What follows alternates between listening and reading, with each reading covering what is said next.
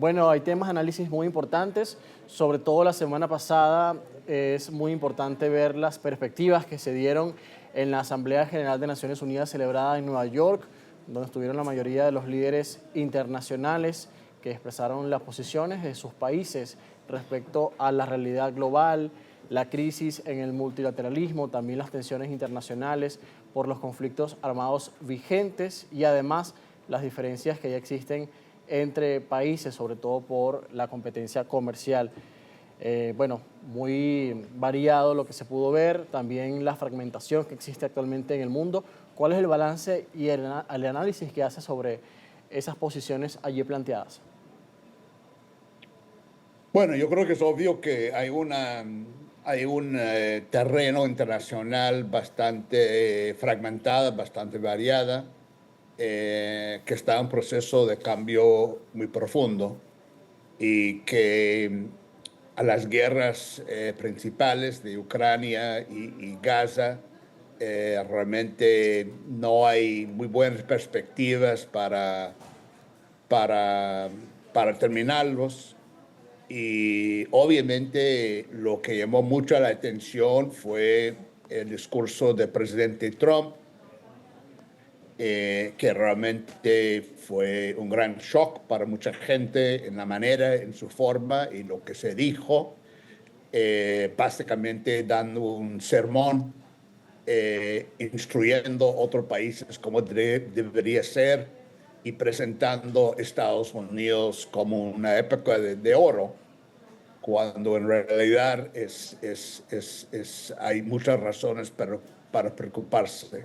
Entonces, Estados Unidos ha sido por muchas décadas un líder a nivel global y obviamente eso está no tanto como era. Entonces, esto genera bastante confusión, desorientación y se nota que los otros gobiernos están acomodando, están respondiendo y haciendo alianzas entre ellos por distintos temas y tratando de definirse y ubicarse dentro de este escenario global muy complejo. Entre lo que planteó el presidente Trump, temas importantes, bueno, más allá también de las críticas que lanzó el propio organismo de Naciones Unidas, e incluso bromeaba al principio de su discurso porque las escaleras mecánicas no funcionaban y luego también el teleprompter porque se averió y también denunció que hubo una falla del sonido dentro de la sala. Pero, ¿qué es lo que más puede preocupar de lo que dijo Trump? Bueno, yo creo que lo que preocupa es diciendo acusando que muchos gobiernos europeos y otros gobiernos están, no entienden la realidad como él entiende en temas de migración y en temas sobre todo de cambio climático. Yo creo que es su ataque, su acusación diciendo que cambio climático es un fraude, creo que fue bastante dramático. Y también diciendo que otros países no están manejando el tema de migración como Estados Unidos está manejando, pero yo creo que hay razones para preocuparse de lo que está haciendo dentro de Estados Unidos. También acusó Naciones Unidas de no hacer nada, de no mejorar la situación de conflicto en el mundo. Pero si uno mira y analiza los primeros meses del presidente Trump, es muy difícil encontrar un balance positivo en su gestión en materia de política exterior. Dijo que iba a terminar la guerra en Ucrania el primer día, también ha prometido mucho en términos de Gaza, y esas guerras siguen y no han podido realmente tener mucha influencia.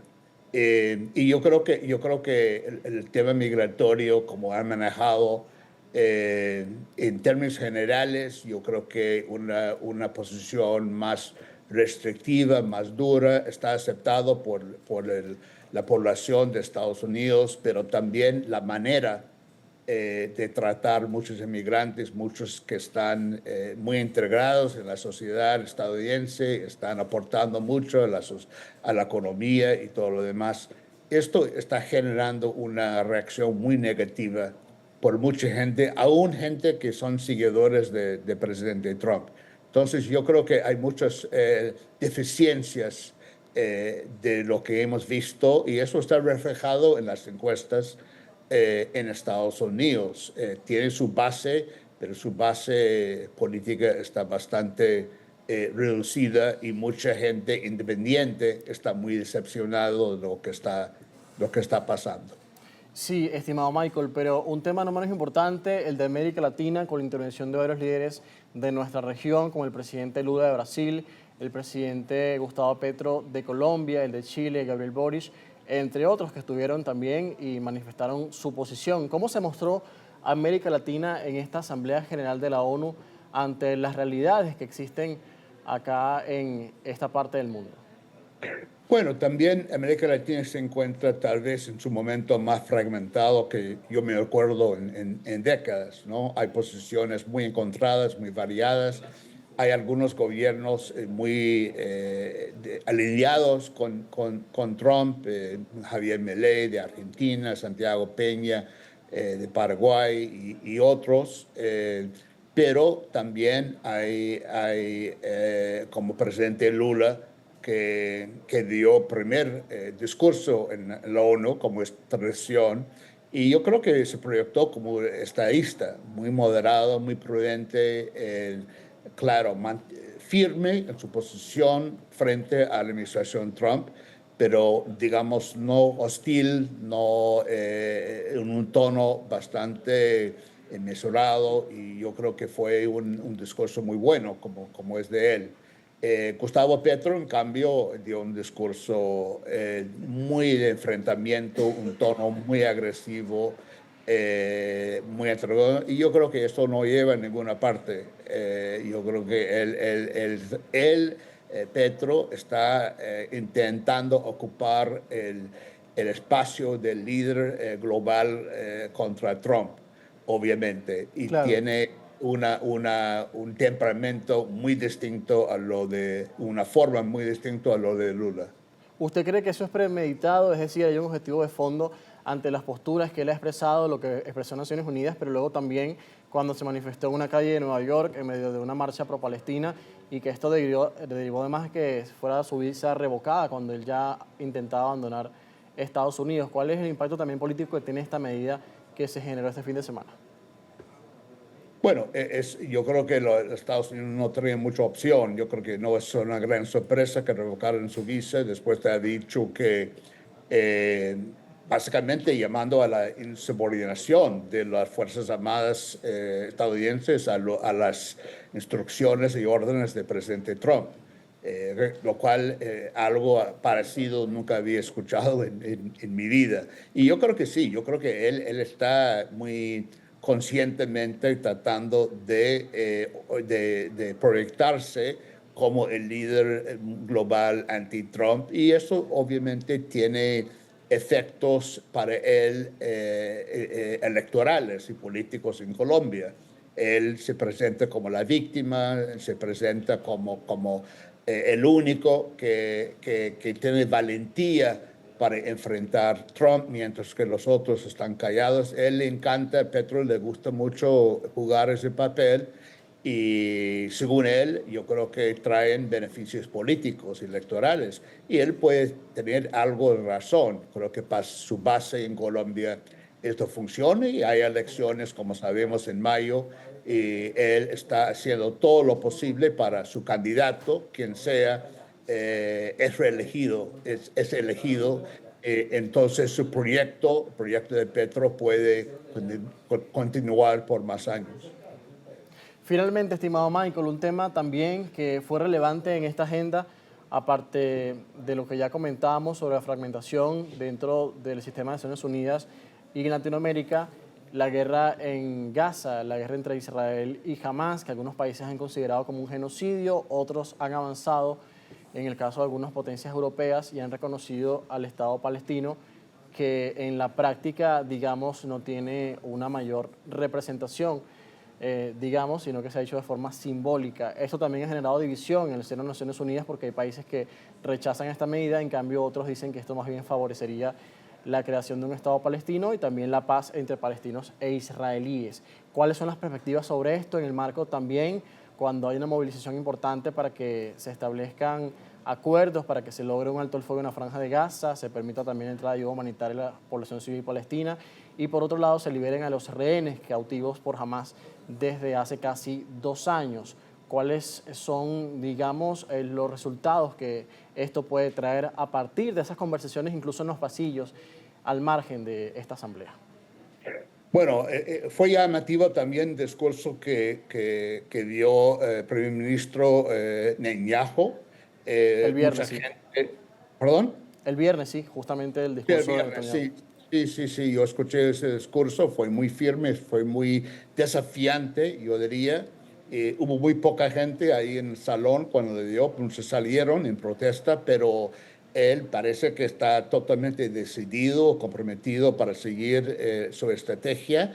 Y a pesar de lo que están las protestas y las discrepancias que se presentaron en la Asamblea, creo que el único, digamos, fuente de presión para cambiar la dinámica es Estados Unidos y presidente Trump.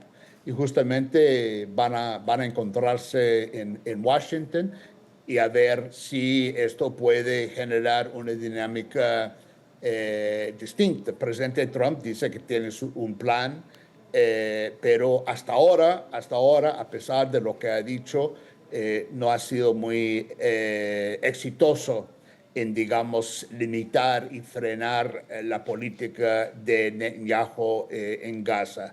Entonces, yo creo que eso está por verse lo que pasa en Estados Unidos. Claro. Y Trump es el que puede cambiar la dinámica. Hay un plan de 21 puntos que el presidente Trump y su equipo han implementado o elaborado para implementar en la Franja de Gaza, y hay conversaciones también sobre esto, incluso con países árabes que están en este momento dentro de los acuerdos de Abraham. ¿Usted ve factible Sí. que eso vaya a realizarse, incluso con un gobierno transitorio en la Franja de Gaza, que al parecer podría durar hasta 5 años? Incluso una de las figuras que ha seleccionado Trump sería el ex primer ministro británico Tony Blair. ¿Usted cree que eso sea factible? Bueno, yo creo que vale la pena intentar.